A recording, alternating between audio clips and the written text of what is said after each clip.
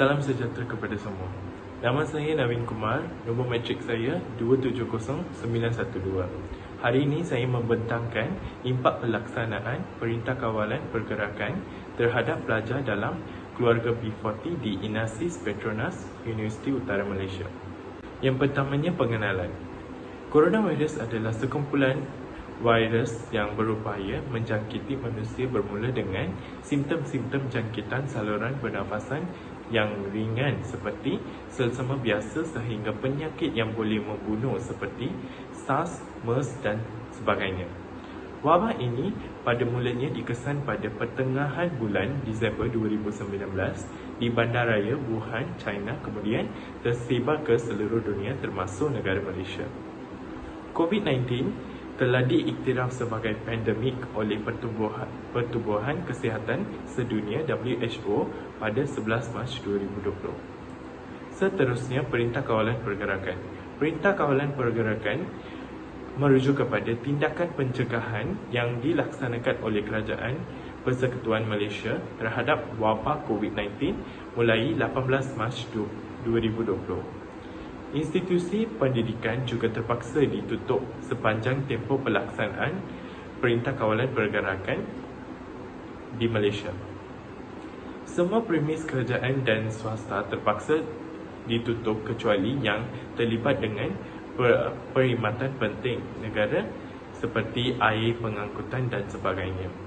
Sepanjang tempoh ini, semua sektor tidak dibenarkan beroperasi kecuali sektor ekonomi dan perkhidmatan perlu yang telah disenaraikan dalam Majlis Keselamatan Negara. Perintah Kawalan Pergerakan telah memberi kesan besar terhadap ekonomi Malaysia dan menyebabkan peningkatan kadar pengangguran. Seterusnya adalah latar belakang kajian. Perintah Kawalan Pergerakan telah mendidik rakyat Malaysia untuk hidup dalam norma baru. Kehidupan dan aktiviti harian masyarakat kini telah banyak berubah. Salah satu bidang yang terkesan akibat pandemik ini adalah sektor pendidikan. Sektor pendidikan adalah amat penting dalam negara kita. PKP telah memberi kesan yang pelbagai kepada pelajar dari aspek terutamanya kewangan. Justru amalan norma baru ini ternyata dan cabarannya. Golongan yang terkesan akibat pelaksanaan Perintah Kawalan Pergerakan ialah golongan B40. Golongan B40 adalah kumpulan isi rumah terendah dan penduduk Malaysia adalah 40% terdiri daripada golongan B40. B40 ialah kategori pendapatan isi rumah sekeluarga RM4,850 sebulan dan ke bawah untuk tahun 2021. Kategori B40 dipilih dalam melaksanaan kajian ini kerana pelajar dalam keluarga B40 di INASIS Petronas, Universiti Utara Malaysia adalah golongan yang paling terkesan dengan Perintah Kawalan Pergerakan bila melihat dari aspek kewangan. Hal ini demikian kerana mereka terpaksa menggunakan kesemua duit simpanan kerana kebanyakan mereka terpaksa diberhentikan kerja akibat kebanyakan syarikat telah muflis akibat Perintah Kawalan Pergerakan. Antara cabaran yang dihadapi ialah kewangan pelajar, gangguan capaian internet disebabkan rangkaian yang tidak memuaskan serta ketiadaan alat peranti pintar. Selain itu, pembelajaran dalam talian juga adalah faktor yang menyebabkan penurunan prestasi pelajar kerana hilang fokus.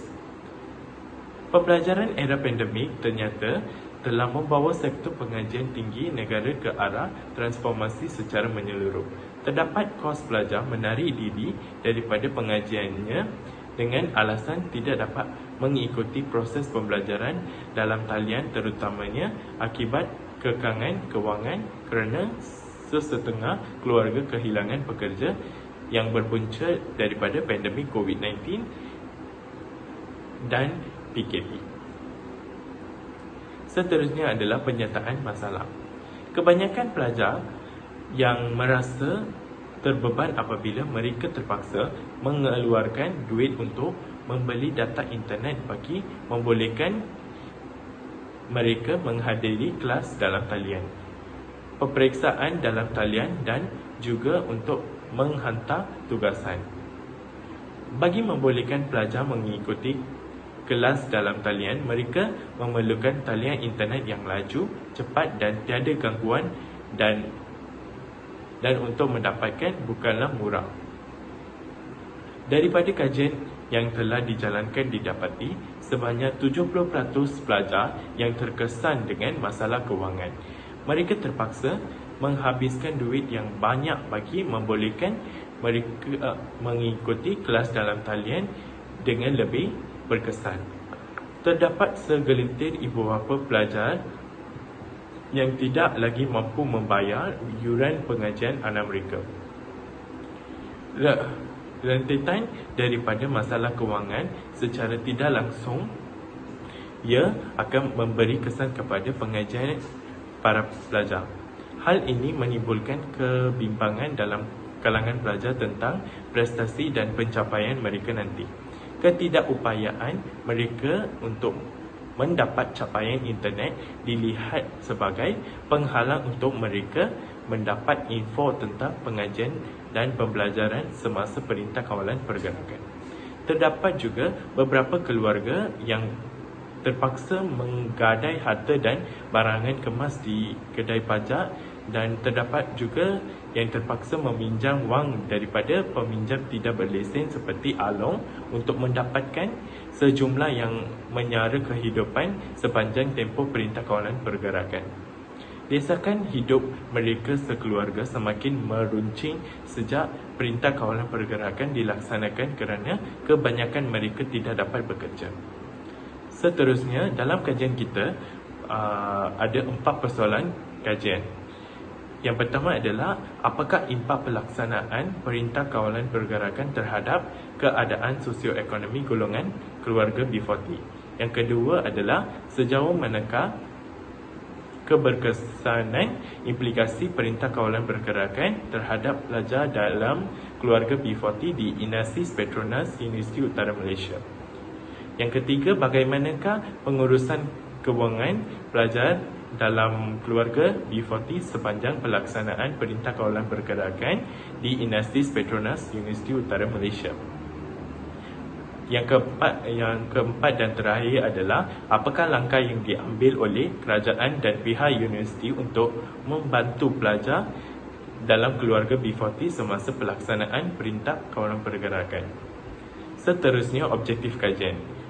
Kita ada 4 objektif. Yang utamanya adalah mengkaji impak pelaksanaan Perintah Kawalan Pergerakan terhadap keadaan sosioekonomi golongan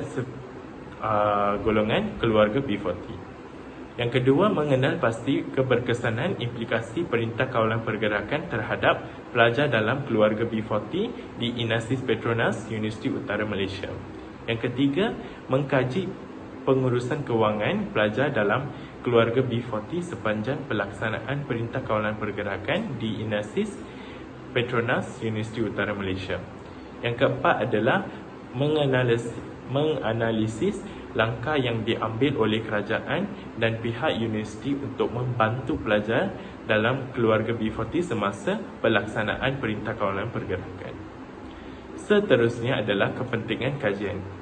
Kajian yang akan dijalankan oleh pengkaji ini penting bagi mengenal pasti impak pelaksanaan Perintah Kawalan Pergerakan terhadap pelajar dalam kalangan B40. Kajian yang dilakukan penting kerana data yang diperoleh berguna untuk pengkaji yang ingin membandingkan kajian yang sama atau hampir sama tentang tajuk kajian yang dijalankan, seperti yang berkaitan dengan pelaksanaan Perintah Kawalan Pergerakan dari negara lain di seluruh dunia, terutamanya dalam kalangan pelajar universiti dari keluarga berpendapatan rendah. Selain itu, dapatan kajian ini juga dapat digunakan oleh Universiti Utara Malaysia sebagai rujukan penambahbaikan yang memberikan penekanan bukan sahaja fizikal malah mental pelajar seperti dapat mewujudkan perkhidmatan kaunseling atas talian oleh kaunselor Universiti Utara Malaysia jika berlaku lagi situasi pandemik seperti ini pada masa akan datang. Seterusnya, bab 2. Konsep kajian. Kemiskinan bermaksud suatu situasi yang mana individu tidak mempunyai harta benda atau seorang individu tidak mencukupi pendapatan untuk menampung keperluan hidup. Kemiskinan juga boleh bermakna sebagai masalah kekurangan wang. Selain itu, kemiskinan adalah kemunduran serta ketidaksejahteraan rakyat dan kategori kumpulan B40 akan menjadi untuk dilihat sebagai tahap kemiskinan. Bagi mengurangkan ataupun membantu rakyat dalam masalah kemiskinan, kerajaan telah wujudkan polisi B40. Terdapat 3 tahap pendapatan iaitu B40, M40 dan T20. Hal ini membantu rakyat dalam masalah kemiskinan. Kerajaan telah mewujudkan polisi B40. Kerajaan telah mengutamakan sekumpulan rakyat yang dikategorikan sebagai golongan B40 bagi membasmi kemiskinan menjelang tahun 2030. Seterusnya, model kajian. Kita mengguna 3 model dalam kajian ini. Yang pertamanya, teori paradigma demokrasi sosial. Penyelidik memilih teori paradigma demokrasi sosial sebagai model kajian kerana paradigma demokrasi sosial menjelaskan bahawa daripada melihat kemiskinan sebagai individu pendekatan, ini lebih melihat dalam struktur masalah. Kesaksamaan sebagai pensyarat penting dalam pencapaian kebebasan dan sara diri turut diketengahkan dalam pendekatan ini. Hasil daripada struktur dan institusi yang tinggi yang mesti diwujudkan dalam usaha memerangi kemiskinan inilah yang kita hadapi di sini. Punca masalah kemiskinan bukan sahaja mengenai keupayaan individu untuk membuat demikian, tetapi lebih kepada struktur dan institusi masyarakat yang lebih luas yang membolehkan setiap seorang mencapai matlamat penentuan nasib sendiri dan daya tahan. Seterusnya, teori paradigma neoliberal.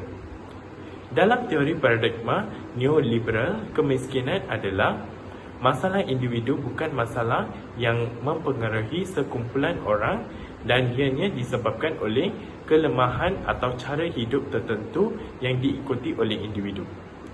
Masalah kemiskinan dapat dikawal dengan peningkatan tahap asas kewangan. Faktor penting yang perlu dipertimbangkan dalam masalah kemiskinan adalah tahap kesediaan seseorang individu. Teori dan amalan pemodenan yang memfokuskan kepada pertumbuhan dan pengeluaran ekonomi menjadi prinsip panduan kepada paradigma yang dimaksudkan. Berdasarkan kajian ini, kerajaan telah memberi bantuan prihatin kepada golongan kurang berpendapatan iaitu golongan B40. Justru, pelajar dalam keluarga B40 memberikan bantuan peranti percuma seperti komputer riba dan telefon pintar ketika Perintah Kawalan Pergerakan. Model seterusnya adalah teori tingkah laku kewangan. Berdasarkan teori kewangan, terdapat banyak teori tingkah laku kewangan individu. Terdapat 2 elemen risiko iaitu risiko individu dan risiko produk. Tahap risiko individu adalah tahap seorang individu tersebut boleh mengambil risiko, manakala risiko produk adalah sejauh mana produk tersebut terancam dari bencana. Berdasarkan kajian penyelidik, memahami bahawa pelaksanaan PKP akibat daripada pandemik COVID-19 telah menyebabkan kebanyakan orang untuk hilang pekerjaan. Justru pendapatan isi rumah yang kurang menyebabkan menghadapi masalah dari segi kewangan dan sebagainya. Tambahan pula, bagi ibu bapa yang mempunyai anak-anak yang masih bersekolah atau belajar di universiti, perlu wang untuk pembelanjaan mereka. Hal ini dikatakan demikian kerana universiti memerlukan sumber kewangan untuk menampung segala pembelanjaan seperti makanan, peralatan bacaan, kenderaan dan barang-barang keperluan. Selain itu, apabila kerajaan mengumumkan PKP rakyat mula berebut untuk membeli barang keperluan yang berlebihan bagi menampung sepanjang PKP. Justru lebihan wang digunakan untuk pembelanjaan kegunaan rumah mala. Tambahan wang yang diberi kepada anak akan berkurangan. Seterusnya, kajian lepas.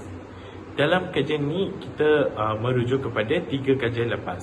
Yang pertama, kajian Perintah Kawalan Pergerakan terhadap kebimbangan dan kemurungan dalam kalangan pelajar perubatan di Kolej Perubatan Diraja Perak semasa pandemik COVID-19.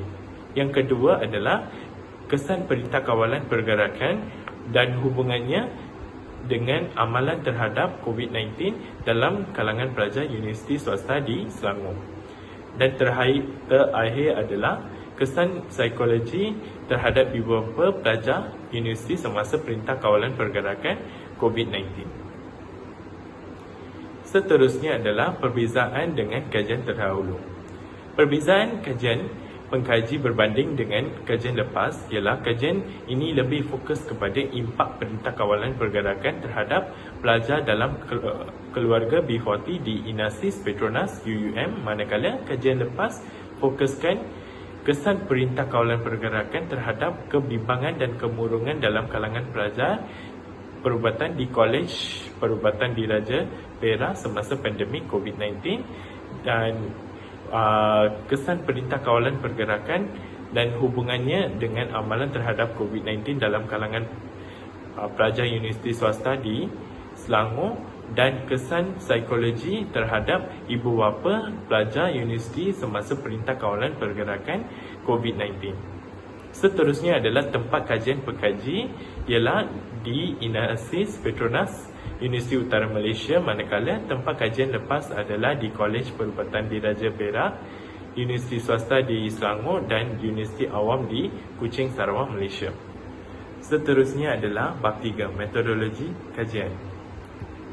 Hipotesis kajian adalah andaian awal atau sementara yang dicadangkan mengenai hubungan antara punca dengan masalah. Ia perlu dibuktikan melalui ujian bagi menerima atau menolak sesuatu konsep atau teori. Berdasarkan kajian ini dijalankan, hipotesis nul dan hipotesis alternatif telah dibentuk. Seterusnya, teknik kajian. Kita menggunakan 3 teknik dalam kajian ini. Yang pertama, sumber maklumat dan data. Sumber maklumat dan data dibagikan kepada data prima dan data sekunder. Data prima ialah sumber maklumat yang telah diperoleh terus daripada sumber asal dan akan digunakan dalam kajian ini. Dengan menggunakan data primer yang diperoleh, pengaji akan menjalankan penyelidikan terus dan menjejaki keputusan. Sebagai sebahagian daripada pengkajian kualitatif, soal selidik telah digunakan. Pelaksanaan kaedah soal selidik telah dicapai melalui penggunaan borang Google dalam kajian ini. Borang Google adalah borang maya yang akan dihantar kepada responden yang belajar di Inasis Petronas Universiti Utara Malaysia. Data sekunder pula, maklumat yang telah dikumpul daripada sumber maklumat penyelidikan.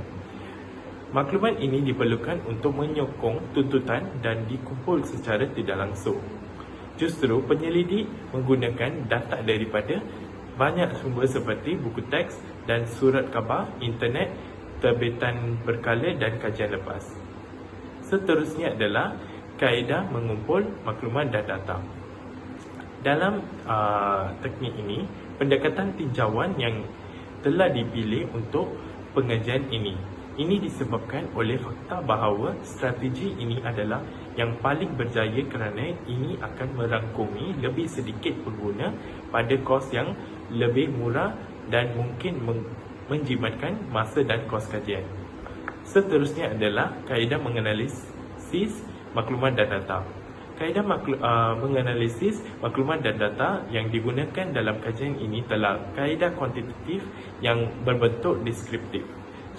Statistik deskriptif adalah satu kajian yang mempersembahkan maklumat dan data dalam bentuk jadual raja seperti catapai bar atau aliran dan gambar seperti pelan lokasi, peta dan atau suasana serta komponen-komponen statistik seperti mid, peta, median pendengar dan mod kekerapan. Dan seterusnya, instrumen kajian. Kita menggunakan peralatan dalam instrumen kajian bagi memudahkan pengaji untuk melakukan pengiraan data responden berdasarkan borang soal selidik. Pengaji telah menggunakan beberapa peralatan. Peralatan penyelidikan terdiri daripada soal selidik seperti menyediakan borang Google dan mengedarkan melalui media sosial seperti WhatsApp dan Facebook. Itu saja dalam kajian kita. Terima kasih.